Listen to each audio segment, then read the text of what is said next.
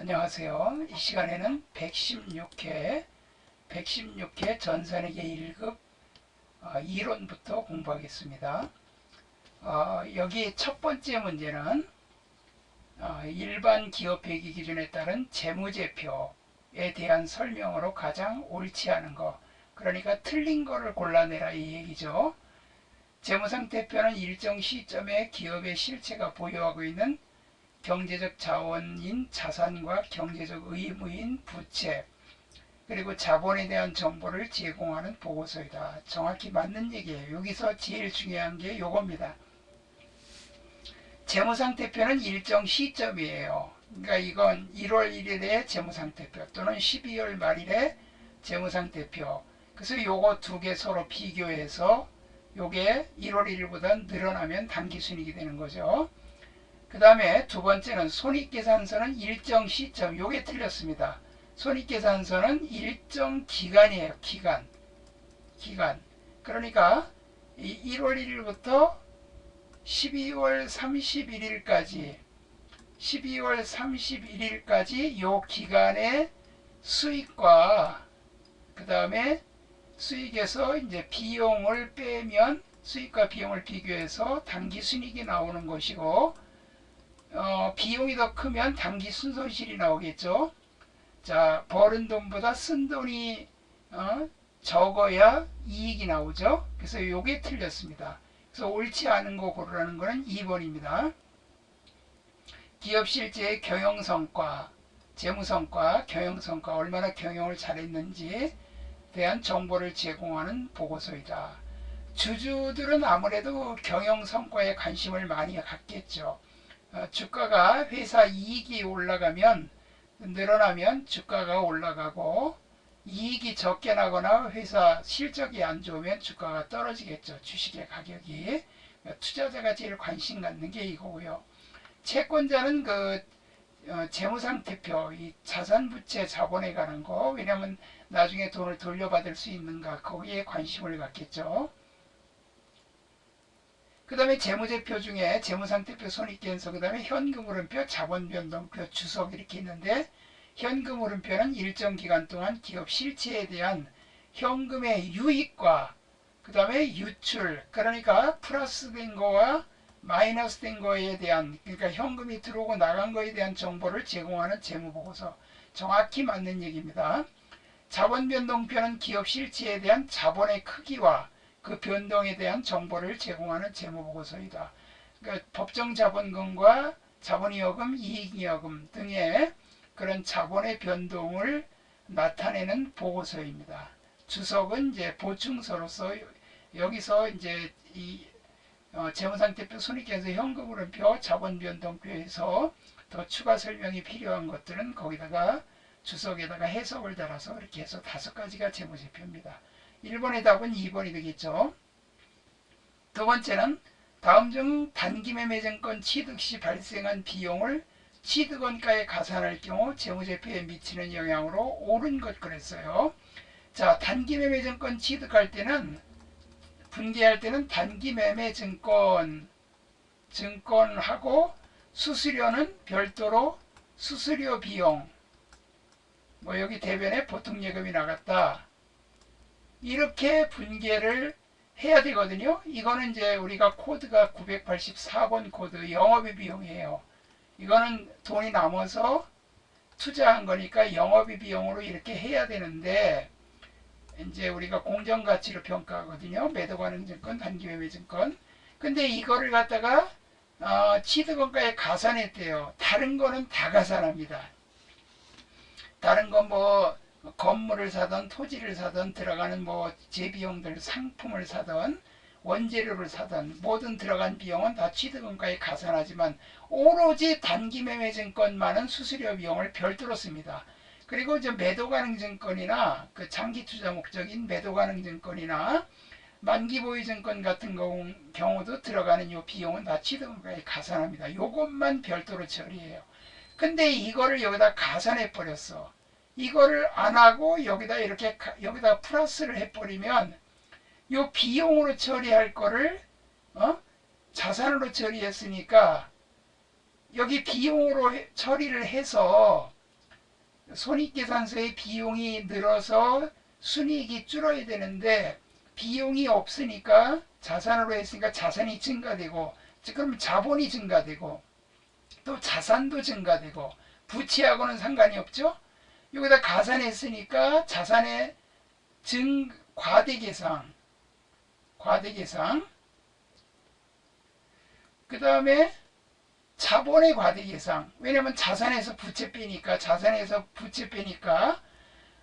자산이 크면 자본도 크겠죠. 그래서 이것도 과대계상이 돼야 맞고, 그 다음에 비용으로 처리할 걸 자산으로 하는 바람에 비용으로 안 해서 비용을 그만큼 줄여놨으니까 당기순이익이 늘어나겠죠. 그래서 이 4번이 답입니다.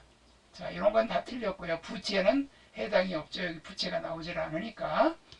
그 다음에 자, 이 문제는 이제 우리가 보통 전산회계 1급에서 거의 안 쓰던 겁니다. 여기 그 월월 계산을 이렇게 하라고 하는 문제는 거의 전산회계 1급에 나온 적이 없어요. 요거는 실무에서는 이렇게 합니다. 6월까지 이게 뭐냐면은 그 1월 1일 날 작년도 1월 1일 날 1000만원의 기계장치를 취득해 사용해 오다가 그 다음 해인 24년 6월 30일에 400만원에 처분하였다. 그러니까 1000만원짜리를 400에 처분했어요. 그럼 손해인가요? 아니죠. 계산해 봐야 알지. 왜냐하면 이게 감가상각이 된 것만큼은 장부가액이 줄어들겠죠. 그래서 그걸 빼가지고 이제 계산해 봐야죠. 해당 기계장치 처분 시 발생한 유형자산 처분 손실을 계산하면, 자, 싸게 팔긴 팔았는데 600만원 손해본 게 아니에요. 감가상각을 했으니까 감가상각 금액을 구해봐야 되겠죠. 자, 내역연수가 5년이고 잔존가액이 100만원이에요. 정액법 월할상각 조건. 월할상각이란 요 말이 나왔기 때문에 6월 말까지 1년 6개월치를 계산해야 됩니다. 왜 그러냐면은 24년 6월 말일 날, 그러니까 여기서 23년도 1월 1일부터 12월 말일까지 하고, 그 다음에 여기 절반 6월 30일, 요건 24년도, 요거는 23년도. 그러니까 요거는 1년치, 요거는 6개월치. 자, 그럼 1년치 계산해 봅시다. 자, 1000만원 주고 샀는데 100만원의 잔존가치가 있다는 것은 실제로 우리가 사용해서 없어지는 것은 900만원이죠. 취득원가 빼기 잔존가치 나누기 내역연수예요. 5로 나누니까 얼마 나옵니까? 5일은 5, 58, 40, 180, 요거 빼갖고 하니까 180만원이 나오죠? 180만원. 자, 180만원이 나왔어요.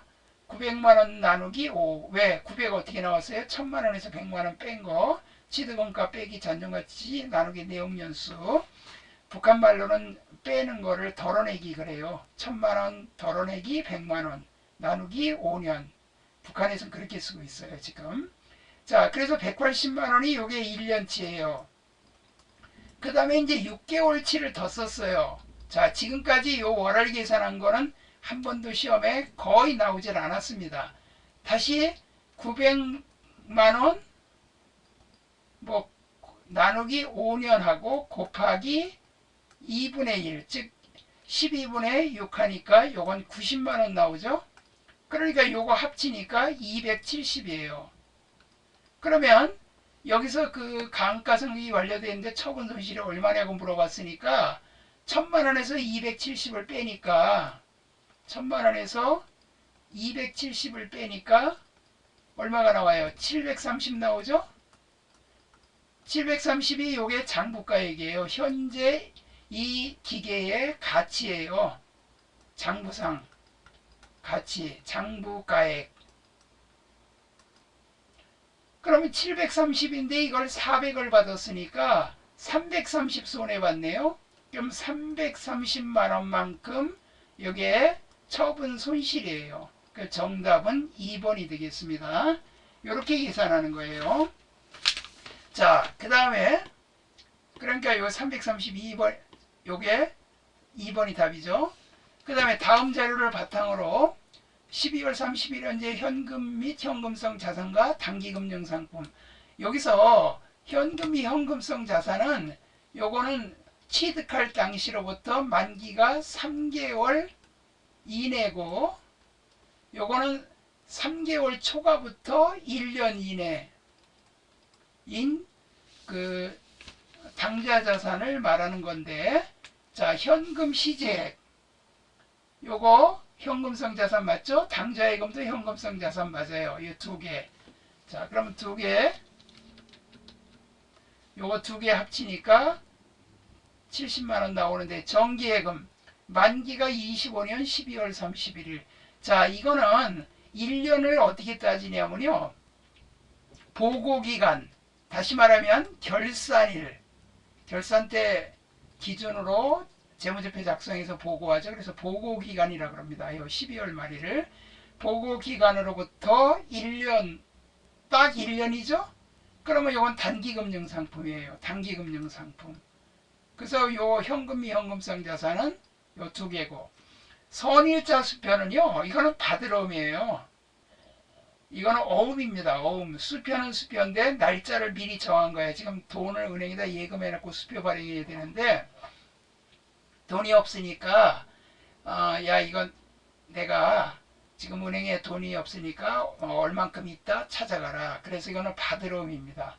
그래서 여기 요거에는 속하지 않습니다. 외상매입금은 이제 유동부채고, 요거는 매입채무고, 요거는 해당이 안 됩니다. 그래서 따라서 요거 70만원하고 그 다음에 150만원. 그럼 현금이 현금성 자산 70만원. 여기 지금 오른 것 그랬잖아요. 그러면 현금성 자산은 오른 게 이제 1번인데, 단기금융상품은 150이 돼야 되는데 150이 없죠. 그래서 이거는 다 틀렸어요. 요것도 틀렸고. 그래서 정답이 1번이 됩니다. 그 다음에 다음 중 대손 충당금에 대한 설명으로 가장 옳지 않은 것은 그랬어요. 이 대손 충당금은 채권에 대한 평가 계정이죠.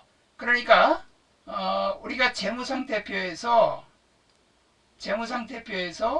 여기에 뭐 외상매출금, 이제 외상매출금 받으러 올 매출채권이라고 그러죠. 외상매출금의 요 대손충당금을 요게 100원이다. 근데 요게 1원이다. 그럼 빼가지고 99원이다. 이렇게 여기서 여기 빼가지고 실제 받을 수 있는 돈은 99원이다. 뭐 물론 이제 뒤에 공을 다 뺐죠. 제가 이렇게 간단하게. 그래서 이거는 매출채권이나 기타 채권, 외상매출금 받으러 오면 매출채권이고, 기타 채권은 뭐 대여금, 미수금, 뭐 승급금 이런 것들이니까, 채권에 대한 대손충당금은 채권에 대한 차감적 평가 계정이지 유용자산에 대한 차감적 평가 계정이 아니죠. 유용자산의 차감적 평가 계정은 감가상각 누계액입니다. 그래서 요거는 틀렸어요. 옳지 않은 것 그랬으니까 1번이 틀렸죠. 시험 볼 때는 이게 확실히 틀렸다. 옳지 않은 것 골라라. 그러니까 틀린 거 골라라고 하는데 이게 확실히 틀렸으니까 이거 치고 나머지 안 읽어보고 그냥 넘어가도 돼요. 그러나 지금은 제가 가르쳐 드리는 거니까 다 설명을 하겠습니다. 회수가 불확실한 채권은 합리적이고 객관적인 기준에 따라 산출된 대손 추산액을 대손충당금으로 설정한다. 회수가 불확실하다. 당연히 이제 내년에 넘어가서 다 받았으면 좋겠지만 못 받을 것 같다. 그리고 합리적이 객관적인 기준. 자, 요거는 법인세법상 1% 채권의 1% 또는 과거의 경험률법, 뭐 연령분석법 중에 선택하게 되어 있는데, 우리가 보통 이제 1%를 많이 합니다. 시험 문제도 1% 많이 나오고. 자, 그 다음에 미수금도 대손충당금 설정할 수 있다. 채권만 대손충당금 설정하는 거예요. 채무는 아닙니다. 매출활동과 관련되지 않은 대여금에 대한 대손상각비는 영업비용이다. 이것도 중요합니다. 이거는 그 기타 채권이에요. 그 대여금, 미수금 이런 거는 이 대손상각비는 영업비용이고, 매출채권, 외상매출금이나 받으러옴, 외상매출금 플러스 받으러옴, 요걸 매출채권이라고 그러거든요. 이거에 대한 대손상각비는 요거는 판매비와 일반관리비입니다.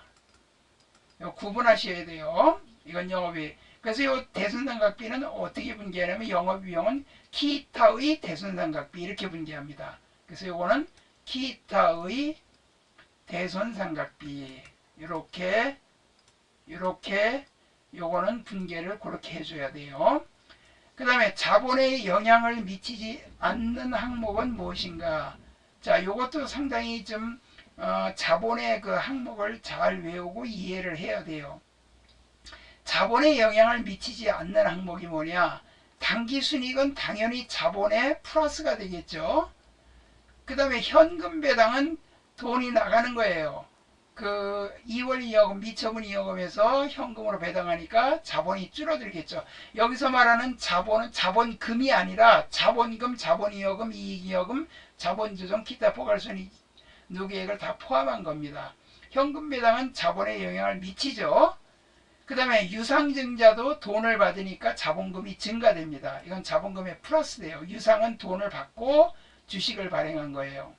이번에 더본코리아 백종원이 그 회사 주식을 발행해서 주식을 증권시장에다가 상장했죠. 거기서 매매하는데 처음에는 올라갔다 지금 많이 떨어진 것 같아요. 자, 유상증자. 그러나 주식 배당은요, 바깥으로 돈을 내보내는 게 아니라 배당을 주식으로 찍어서 나눠주는 거예요. 그럼 이건 분개가 어떻게 되냐면 2월 이여금 또는 미처분 이익이여금, 이건 이제 주주총회 때 원칙은 여기 미처분 이여금을 해야 되는데 우리 전산회계에서는 2월 이여금으로 이렇게 바꿔가지고 이렇게 합니다. 그래서 여기다가 미교부 주식배당금 이렇게 분개해요. 요거는 자본조정이에요.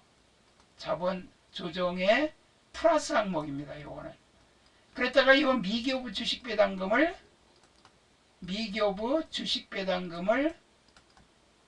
주식을 배당해서 주식을 이제 찍어서 배당하면 이게 자본이 증가돼요. 그래서 이거는 뭐 자본 범위내 자본금, 자본이여금, 자본조정, 기타 포괄손익 누계, 이익여금 뭐 이런 거 자본조정이 줄고 자본금이 느니까 자본 안에서 늘었다 줄었다니까 쌤쌤이죠. 그래서 이거는 자본에 영향을 미치지 않는 거는 바로 3번이 답이 되겠습니다. 그 다음에 7번입니다. 자, 그 다음에 7번입니다. 일반 기업회 기준에 따른 수익 인식 시점, 다시 말하면 언제 매출로 처리하느냐, 요거를 이제 말하는 거거든요. 위탁 판매를 부탁하는 거예요. 팔아달라고 부탁하는 경우 수탁자, 부탁을 받은 사람이 그 위탁품을 소비자에게 판매한 시점에 수익을 인식한다. 맞습니다. 1번은 맞는 얘기, 옳지 않은 것 그랬으니까 이건 틀린 걸 물어보는 거죠. 배당금 수익은 배당금을 받을 권리와 금액이 확정되는 시점에 수익을 인식한다. 이건 맞아요. 배당금 수익은. 자, 이거는 배당 결의가 되면 이제 우리가 배당금을 받게 되니까 그때 수익으로 인식합니다. 그 다음에 대가가 분할되어 수치되는 할부 판매의 경우 대가를 나누어 받을 때마다 수익으로, 나누어 받을 때가 아니라 그냥 물건을 인도할 때, 인도시라는 건 물건을 넘겨줄 때 수익을 인식합니다. 그래서 3번이 틀렸습니다. 요게 이제 부가가치세법하고 좀 다른데요. 우리 재무회계에서는 우리가 할부 판매인 경우에는 그냥 장기든 단기든 그냥 팔았을 때 전부 다 수익으로 인식하는데, 부가가치세법에서는 장기 할판매는 대금을 받을 때마다 수익으로 인식합니다. 그것 좀 구분해 두세요. 설치 수수료 수익은 재화가 판매되는 시점에 수익을 인식하는 재화의 판매에 부수되는 설치의 경우를 제외하고는 설치 진행률에 따라, 당연하죠. 설치가 진행이 몇 %가 됐느냐에 따라 수익을 인식하죠. 판매되는 시점에 수익을 인식하는 재화의 판매에 부수되는 거, 뭐 판매에 부수되는 설치를 하는 경우, 뭐 와서 그냥 간단히 설치해주고 그런 경우, 그러면 이제 그때는 수익으로 인식하지만 나머지는 이제 장기적으로 시간이 좀 필요한 거, 이런 거 설치는 진행률에 따라 수익을 인식한다.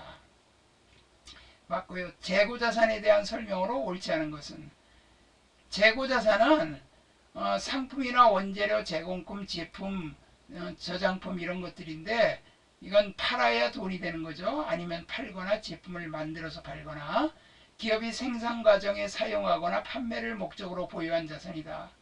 맞죠? 판매를 목적으로 보유한 게 바로 재고자산이에요. 그러니까 만들어 팔던 뭐 사다가 팔던 똑같아요. 취득원가에 매입부대 비용은 포함되죠. 매입부대 비용 포함됩니다. 우리 원재료나 뭐 이런 거 상품 사올 때 들어가는 비용은 다 포함시킵니다. 자, 그 다음에 그래서 2번이 틀렸고요. 기말평가 방법에 따라 기말 재고자산의 금액이 다를 수 있다. 당연하죠. 선입선출법. 먼저 들어온 건 먼저 파니까 나중에 사온 게 재고가 되고, 물가가 상승 시에는 더 비싼 게 재고가 되고, 후입선출법은 그 반대로 옛날 게 재고가 되고, 평균법은 또 평균 내서 하니까 재고 금액이 달라지겠죠. 수입 시 발생한 관세는 취득원가에 가산하여, 관세라는 것은 세관에다가 수입할 때 세금을 내는 겁니다. 재고자산에 역시 포함시켜야 돼요. 정답은 2번이고요. 다음 원가에 대한 설명으로 옳지 않은 것은, 자 이제 원가 문제입니다. 8문제가 재무회계고 4문제가 원가회계, 3문제가 부가세입니다. 원가에 대한 설명으로 옳지 않은 것은, 원가 발생 형태에 따라 재료원가, 노무원가, 제조경비로 분류한다. 맞아요. 원가의 3요소, 특정 제품에 대한 직접 추적 가능성에 따라 직접 원가 간접법, 추적 가능한 거에 따라 직접 원가 간접법. 예를 들면 뭐 단팥빵을 만들고 크림빵을 만든다 그러면 단팥빵의 단팥은 단팥빵에 들어가는 거고 크림은 크림빵에만 들어간다. 이건 직접 원가예요. 조업도 증감에 따라 원가의 행태로서 변동이 되는 건 변동원가, 일정한 건 고정원가. 변동원가는 뭐 재료비, 노후비 같은 건 변동원가고, 고정원가는 임차료라 세금이나 이런 거는 생산량하고 관계가 없죠. 작업시간하고 관계가 없고요. 기회비용은 과거의 의사결정에 의해 이미 발생, 아니에요. 기회비용은 최선의 선택을 한 그 다음에 차선택으로서 그 차선택, 그러니까 그 차선을 했을 때 가장 최대의 금액, 그러니까 기회비용은 포기한 비용이라고 생각하면 돼요. 근데 과거 의사결정에 의해 이미 발생한 원가이며 대안 간의 차이가 발생하지 않는 원가, 요거는요 매몰원가입니다.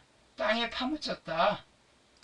옛날에 사왔던 취득원가는 내가 이번에 이 기계를 고쳤을 거냐 아니면 팔아서 그냥 돈을 받을 거냐, 그거에는 영향을 안 미쳐요. 왜냐면 옛날에 사온 거하고는 그거하고는 이제 이미 다 세월이 지났기 때문에 현 시점에서는 이 매몰 원가, 과거의 원가는 영향이 미치지 않습니다.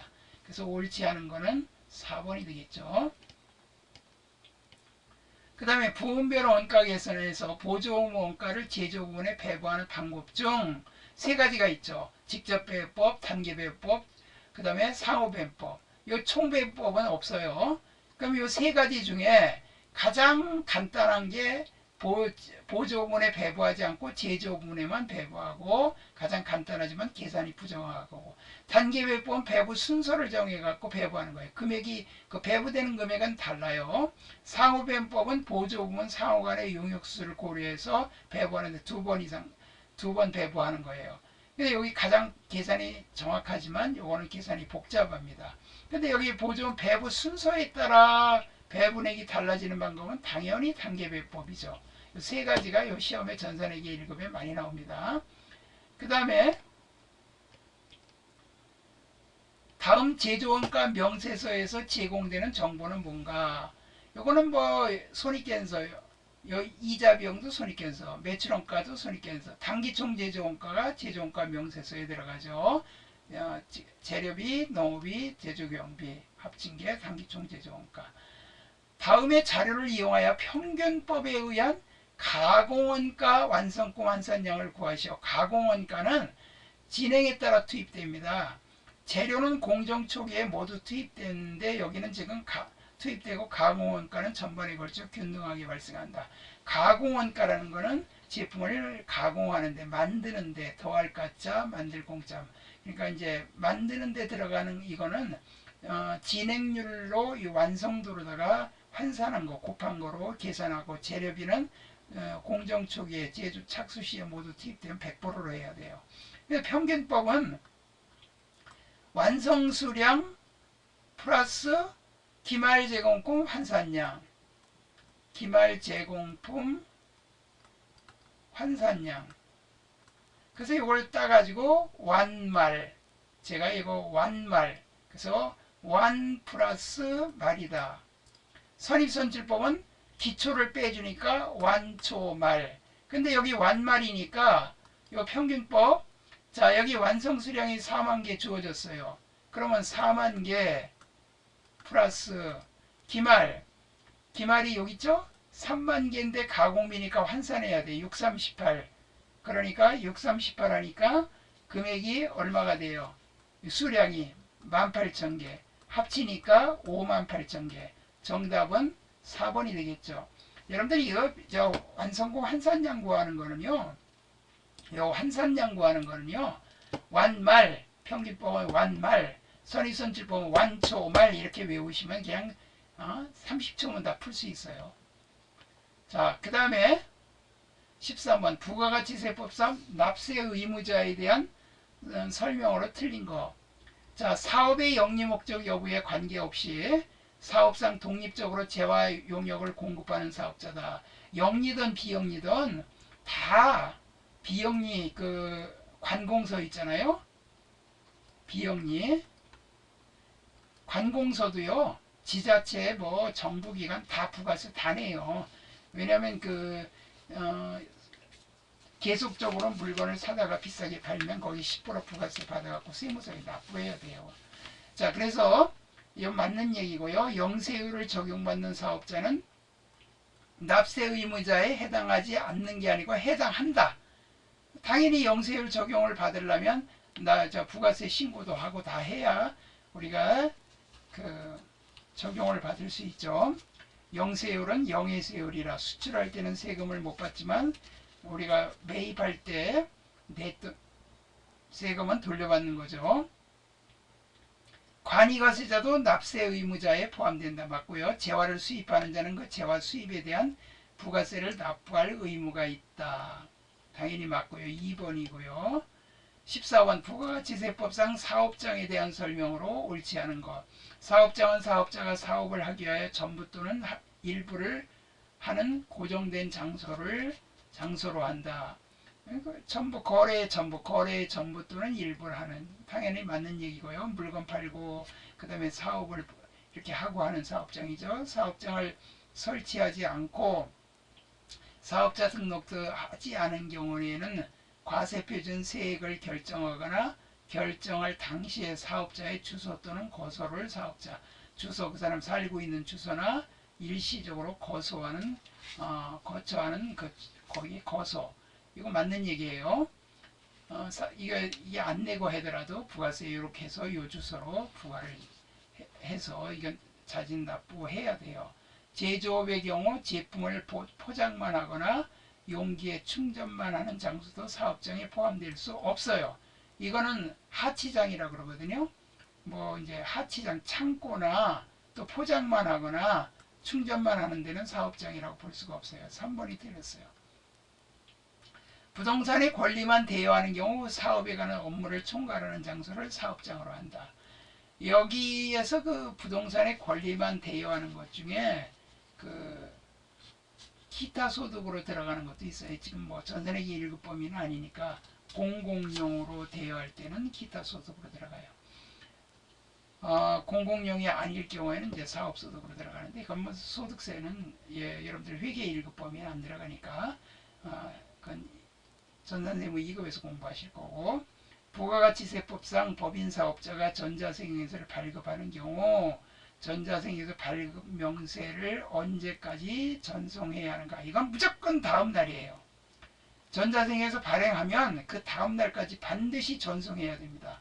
미전송 가산세도 있어요. 지연 전송 가산세도 있고 하니까 바로 전송해야 돼요. 여기까지 해서 이론 공부를 했습니다. 다음 시간에는 이제 실기를 공부하도록 하겠습니다. 수고하셨습니다.